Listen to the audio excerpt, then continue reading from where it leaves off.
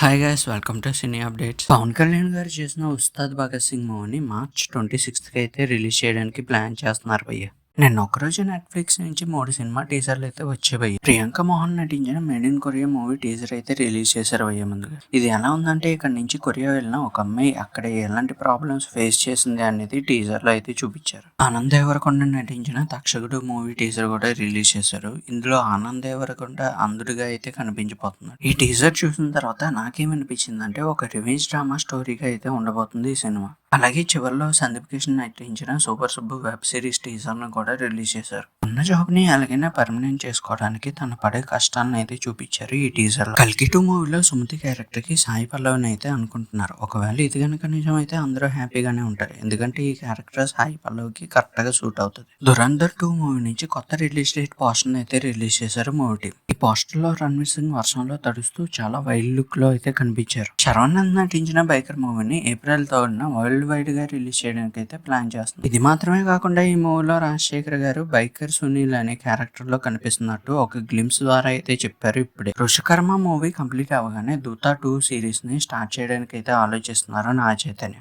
దీనికి సంబంధించిన script work కూడా అయిపోయిందని చెప్తున్నారు విక్రమ్ కే కుమార్. ధనుష్ 55th మూవీలో సాయి పల్లవిని ఇంకో హీరోయిన్ గా తీసుకున్నట్టు అఫీషియల్ గా అయితే అనౌన్స్ చేస్తుంది. ఈ లెక్కన ఇందులో ఇతర హీరోయిన్లు కనిపిస్తున్నట్లు అఫీషియల్ గా అయితే చెప్పేసింది మూవీ. నిఖిల్ చేస్తున్న ది ఇండియా హౌస్ మూవీకి శాశ్వత్ సత్యదేవ్ గారు మ్యూజిక్ డైరెక్టర్ గా చేస్తున్నట్టు అఫీషియల్ గా అయితే అనౌన్స్ చేశారు. ఆల్రెడీ ఇతను మన బాలీవుడ్ లో వచ్చిన దురంధర్ కి మ్యూజిక్ డైరెక్టర్ గా అయితే పనిచేయడం జరిగింది. సంతోష్ శోభన్ నటించిన కపిల్ ఫ్రెండ్లీ మూవీ నుంచి ట్రైలర్ అయితే వచ్చేసింది భయ్య. ఎవరైనా చూడకపోతే వెళ్ళి చూడండి. ట్రైలర్ అయితే నాకు పెద్దగా ఏమనిపించలేదు, ఎందుకంటే ఇలాంటి స్టోరీలు చాలానే వచ్చాయి. సుజిత్ తో చేయబడిన నాని బ్లడీ రోమియో మూవీలో పూజ హెగ్డే హీరోయిన్ గా కనిపిస్తున్నట్టు ఒక న్యూస్ అయితే వినిపిస్తుంది. కాల్ షీట్స్ రెమ్యూనరేషన్ అంతా ఓకే అయితే అఫీషియల్ గా కన్ఫర్మేషన్ చేస్తామని చెప్తుంది. నాగబంధం మూవీ టీజర్ ని శివరాత్రికి రిలీజ్ చేస్తున్నట్టు ఒక పోస్టర్ ద్వారా అయితే చెప్పుకుంటూ వచ్చారు. దుల్కర్ సల్మాన్ ఇండస్ట్రీలో 14 ఏళ్లు పూర్తి చేసుకున్న సందర్భంగా ఐఎమ్ గేమ్ మూవీ నుంచి ఒక పోస్టర్ అయితే రిలీజ్ చేశారు. డియర్ ఆస్ట్రోనాట్ మూవీ నుంచి Vithika share first look poster అయితే రిలీజ్ చేశారు మూవీ. పల్లి చట్టంబి మూవీ నుంచి కయడు లోహర్ ఫస్ట్ లుక్ పోస్టర్ అయితే రిలీజ్ చేశారు మూవీ. ఇందులో కయడు ఒక పల్లెటూరు అమ్మాయిగా అయితే కనిపించబోతుంది. అజయ్ దేవగన్ నటిస్తున్న గోల్మాల్ 5 మూవీలో అక్షయ్ కుమార్ విలన్ క్యారెక్టర్ లో అయితే కనిపించబోతున్నాడని న్యూస్ అయితే వినిపిస్తుంది.